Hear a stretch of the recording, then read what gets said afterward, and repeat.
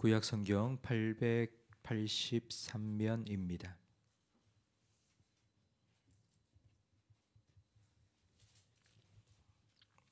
시편 107편 23절부터 32절까지 한 절씩 교독하겠습니다. 배들을 바다에 띄우며 큰 물에서 일을 하는 자는 여호와께서 행하신 일들과 그의 기이한 일들을 깊은 바다에서 보나니 여호와께서 명령하신즉 광풍이 일어나 바다 물결을 일으키는도다.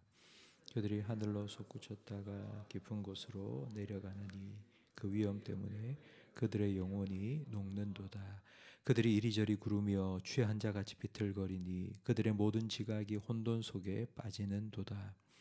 예, 그들이 그들의 고통 때문에 여호와께 부르짖으매 그가 그들의 고통에서 그들을 인도하여 내시고 광풍을 고요하게 하사 물결도 잔잔하게 하시는도다. 그들이 평온함으로 말미암아 기뻐하는 중에 여호와께서 그들이 바라는 항구로 인도하시는도다. 여호와의 인자하심과 인생에게 행하신 기적으로 말미암아 그를 찬송할지로다. 백성의 모임에서 그를 높이며 장로들의 자리에서 그를 찬송할지로다. 아멘. 여기저기 미신들이 다 있지만은 가장 미신이 많은 곳이 바로 바닷가입니다. 바닷가에 사는 사람들은 미신들을 참 많이 섬깁니다. 바다가 예측을 불허하는 곳이기 때문입니다. 바다에 사는 사람은 바다에 나가서 물고기를 잡아 생계를 이어갑니다. 근데 생업을 위해서 생명을 걸어야 하는 곳이 바다입니다. 그래서 인간의 힘으로 도저히 어떻게 할 수 없는 그 바다의 예측 불허함을 신께 맡기고 도움을 구하기 위해서 미신들을 섬깁니다. 바다에도 성경에도 이 바다에 관한 말씀이 여기저기 많이 나옵니다. 하나님을 떠나 다시스로 도망하던 요나가 탄 배가 갑자기 광풍이 불어와서 깨어지게 되었습니다. 또 사도 바울이 체포되어서 로마로 압송당하며 탔던 배가 유라굴로라는 광풍을 만나서 파선하기도 했습니다. 이 두 사건 다 인간의 그 어떤 지식과 노력으로도 해결할 수 없었습니다. 모든 짐을 다 바다에 버리고 그리고 살 소망까지 끊어진 지경까지 이르게 되었습니다. 우리가 영화로 보는 재난도 많이 있습니다. 포세이돈 어드벤처나 또 아니면 타이타닉 같은 영화를 우리는 다 보지 않았습니까? 탑승객이 2,200명이 넘었는데 그중에 3분의 2, 1,503명이 목숨을 잃었습니다. 항해 중에 만나는 이 풍랑 그리고 사고는 사실 우리가 어떻게 할 수가 없습니다. 근데 그 사고를 만났다고 한번 생각해 보십시오. 그 망망대해에 사고와 풍랑을 만나서 그 바다에 빠져서 허우적거리고 있는 나를 누가 발견해서 누가 건져줄 수 있겠습니까? 바다에 빠져서 허우적거리고 있는 나를 누가 찾아와서 구해줄 것이라는 희망은 바닷가 모래사장에서 마치 바늘을 하나 찾는 것과 같은 확률일 것입니다. 흔히 우리 인생을 이렇게 항해에 비유합니다. 우리가 예측할 수 없는 수많은 풍랑과 어려움을 겪기 때문입니다. 그러나 또 한 가지 우리 인생을 항해로 비유하는 이유가 있습니다. 30절 말씀에 보니 그들이 평온함으로 말미암아 기뻐하는 중에 여호와께서 그들이 바라는 항구로 인도하시는도다. 우리 인생의 항해를 마치고 도착해야 될 항구가 우리에게는 있기 때문입니다. 인생은 나그네 길, 어디서 왔다가 어디로 가는지 모른다는 노래는 잘못된 인생관입니다. 인생은 나그네가 아니라 인생은 순례자입니다. 순례자는 찾아가는, 목적지를 찾아가는 사람들입니다. 우리는 반드시 이 땅의 생명이 끝나면 다시 돌아가야 할 목적지가 있습니다. 이 항해를 하는 중에, 인생의 항해 중에 예수를 믿는 사람도 믿지 않는 사람도 다 폭풍을 만납니다. 그런데 믿는 자와 믿지 않는 자들의 아주 극명한 차이가 있습니다. 믿지 않는 사람들은 인생의 폭풍을 만나면 사람을 찾아가고 그래도 안 되면 낙심하고 그리고 낭망합니다. 좌절합니다. 이게 믿지 않는 자들입니다. 하지만 우리 믿는 자들은 28절 말씀처럼 이에 그들이 그들의 고통 때문에 여호와께 부르짖음에 하나님의 도우심을 구하고 하나님께 간구하며 기도합니다. 우리 그리스도인들이 인생의 폭풍을 만났을 때 하나님의 구원을 기대하며 부르짖어 기도할 수 있는 이유는 두 가지입니다. 첫 번째는 하나님께서 이 천지 만물을 창조하셨고 지금도 그 만물을 운행하고 계시는 분이라는 것을 믿기 때문입니다. 폭풍이 일어나는 것도 하나님의 허락이 없이는 일어날 수 없다는 것을 분명히 믿기 때문입니다. 그래서 이 폭풍을 잠잠케 하시는 분도 하나님이라는 것을 믿기 때문에 우리는 폭풍을 만났을 때 하나님께 기도합니다. 그리고 두 번째는 그런 능력이 있고 세상 만물을 주관하시는 하나님이 나하고 상관이 없다면 우리가 아무리 기도해도 우리 문제가 해결될 수 없을 겁니다. 하나님이 그런 능력이 있다 할지라도 나를 하나님의 자녀로 여겨주시고 내 기도에 응답해 주신다는 믿음이 없이는 우리가 기도해도 소용이 없습니다. 그래서 31절 말씀에 보면 여호와의 인자하심과 인생에게 행하신 기적으로 말미암아 그를 찬송할지로다 라고 말씀합니다. 하나님의 인자하심을 우리는 믿기 때문입니다. 인자하다는 말은 동네 할아버지가 참 인자하게 생겼다 그런 의미가 결코 아닙니다. 인자, 하나님의 인자는 헤세드인데요. 이건 언약에 근거한 변함없는 사랑. 내가 너를 택했다. 내가 너를 사랑하겠다. 내가 영원히 너를 버리지 않겠다.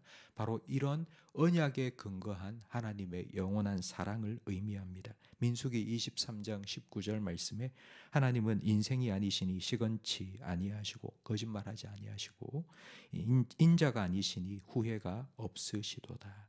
로마서 11장 29절 말씀에도 하나님의 은사와 부르심에는 결코 후회하심이 없도다 말씀하셨습니다.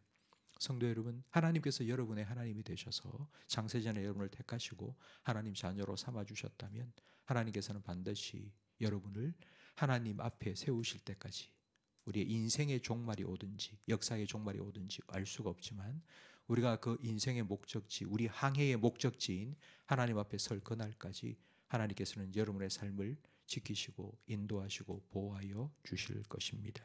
이것은 분명한 하나님의 약속입니다. 우리는 이 하나님을 믿고 기도합니다. 그런데 현실적으로는 우리가 아무리 기도해도 우리의 고통이 끝나지 않는 것 같고 풍랑 속에서 하나님 살려달라고 아무리 부르짖어도 이 풍랑이 해결되지 않는 경우가 사실 참 많이 있습니다. 제발 좀 살려달라고, 빨리 좀 해결해달라고, 잘 통과하게 해달라고, 살려달라고 아무리 부르짖어 기도해도 해결되지 않는 그런 문제들이 우리의 삶에 참 많이 있습니다. 성도 여러분, 왜 그런 걸까요? 하나님은 천지 만물을 창조하시고 주관하시는 분이라고 믿는데, 그리고 그 하나님께서 인자와 자비를 우리에게 베풀어 주시고 자기 아들까지 십자가 위에 내어주신 하나님이라고, 그래서 우리를 영원히 사랑하셔서 우리의 기도에 귀 기울이실 거라고, 응답해 주실 거라고 성경은 약속하고 있는데 왜 우리의 현실의 삶에는 왜 문제 해결이 안 되는 걸까요? 왜 이렇게 고통스럽고 힘든 시간이 길어지는 걸까요? 오늘 우리가 함께 불렀던 찬송가 373장 가사처럼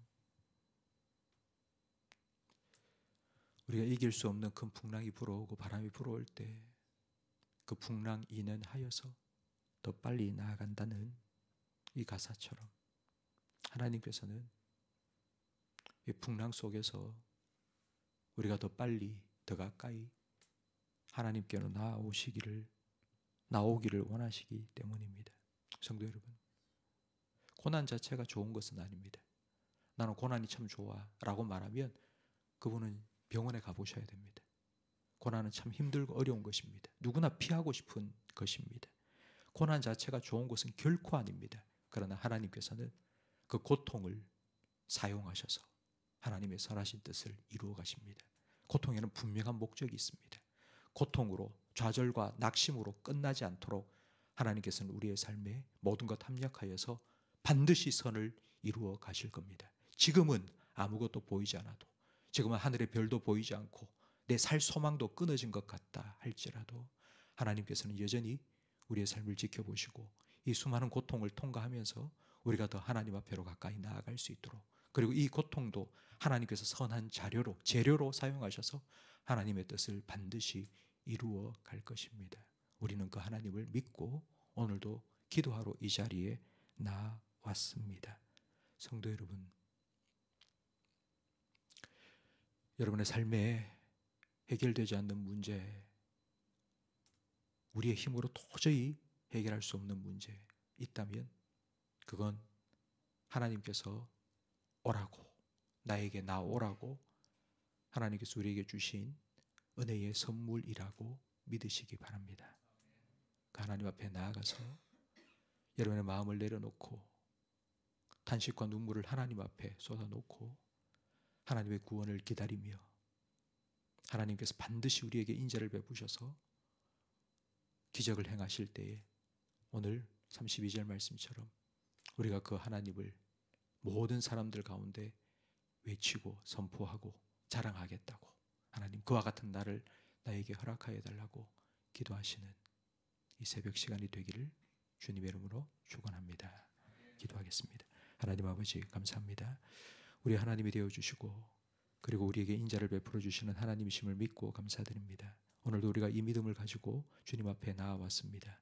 우리가 해결할 수 없는 인생의 여러 가지 문제들을 주님 앞에 내어드리기 위하여 이 자리에 나와 기도하는 우리 성도들에게 하나님 다시 한번 말씀해 주시옵소서. 모든 것 합력하여 선을 이루시는 하나님이 나의 하나님 되셔서 내가 원치 않는 이 고통과 아픔조차도 하나님 손에는 아름다운 재료로 사용되어져 하나님의 더 놀라우신 뜻이 내 삶에 이루어질 것이라는 이 풍랑 인하여서 더 하나님께로 빨리 더 가까이 나아가도록 만들어 주실 것이라는 분명한 믿음 가지고 계속하여 주님을 바라볼 수 있도록 도와주시옵소서. 우리는 인간이기 때문에 연약합니다.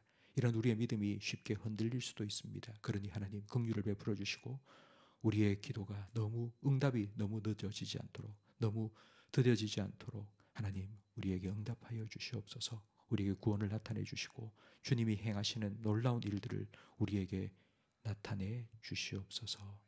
하나님 오늘 11시에 작공 감사 예배를 드립니다. 좋은 날씨 주시며 함께 참여한 모든 성도들에게 풍성한 은혜와 더 큰 기쁨과 감사를 허락해 주시옵소서. 오늘부터 본격적으로 시작되는 교회 신축 공사 가운데 하나님께서 함께하여 주시고 공사 현장을 눈동자와 지켜 주시옵소서. 안전사고 없이, 부실 시공 없이, 민원 발생 없이, 설계 변경 없이, 공기 연장 없이, 공비 증액 없이 하나님 공사가 예정된 대로 잘 진행될 수 있도록 하나님께서 모든 진행 과정을 간섭하여 주시고 주관하여 주시옵소서. 예수님 이름으로 기도합니다. 아멘.